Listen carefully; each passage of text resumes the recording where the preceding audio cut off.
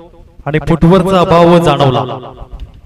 यापुढे सुंदर रीतीने डेलिकेट टच लेट कटचा स्ट्रोक क्रिकेटचं मादक सौंदर्य।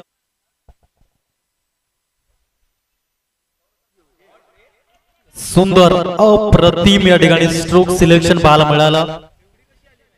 कंपल्सरी चेसिंग आहे, अर्थात या धावा येणं बंधनकारक। सुंदर फटका, डेलिकेट टायमिंग। सुचित कंस्ट्रक्शन पालघर प्रोप्रायटर प्रतापजी रत्नाकर साहेब प्रेझेंट ही स्पर्धा आपण पाहतोय। यावेळेस चांगला स्ट्रोक पाहायला मिळाला, 4 धावा पहिल्या। यावेळेस पुन्हा एकदा चेंडू त्याच क्षेत्रामध्ये डीप बॅकवर्ड स्क्वेअर लेग आणि फाईन लेग आपण पाहतोय।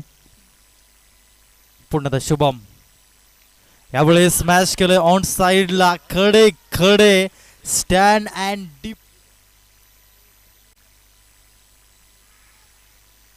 त्यावेळेस चेंडू मात्र लॉंग स्टॉप रिजन कडे निघून जाताना नशिबाने त्याच्यामध्ये विकेट मिळवणे।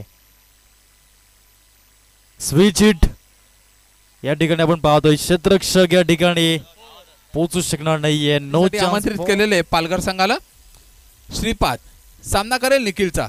वैयक्तिक पहिला आणि संघाकडून पहिला षटक घेऊन येतोय आणि हा फाईन लेगच्या दिशेने उंचावर तटावलेला श्रीकांत। ओके, आणि पुन्हा एकदा स्क्वेअर लेगच्या दिशेने उंचावर मारलेला चेंडू बघा किती धाव मिळेल। शॉर्टपिट पद्धतीचा चेंडू, उंचावरून तटावलेला चेंडू बघा किती धावा या ठिकाणी मिळत आहेत। झेल घेण्याचा थोडासा यशस्वी प्रयत्न आणि महागडे षटक म्हणता येईल हे भार्गवचं। खरं तर अतिशय अनुभवी खेळाडू आहे। स्क्वेअर लेगच्या दिशेने गेलेला चेंडू आणि चौकार। आदित्य सामना करतोय श्रीकांत। हा फाईन लेगच्या दिशेने गेलेला चेंडू आणि थेट सीमारेषेच्या पलीकडे चौकार। शेवटचा चेंडू शिल्लक। आतापर्यंत अतिशय सुंदर गोलंदाजी झाली होती। फाईन लेगच्या दिशेने गेलेला उंचावरून गेलेला चेंडू बघा किती धावा मिळतात, 4 धावा। तर मला वाटतं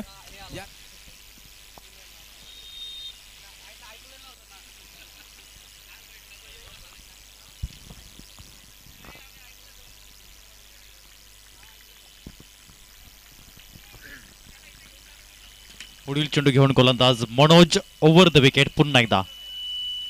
त्यावेळेस लेग ब्रेक आपण पाहतोय, चेंडू पुन्हा एकदा गॅप मधून निघून जाण्याचा प्रयत्न थर्डमॅनच्या रिजन मध्ये। यावेळेस काय घडलंय, चौकार लगावले गेलेत। पुन्हा एकदा पुढील चेंडू घेऊन यावेळेस अतिशय सुरेख 3 लगातार लागोपाठ एका गोलंदाज या ठिकाणी गोलंदाजी मार्क वरती येतोय।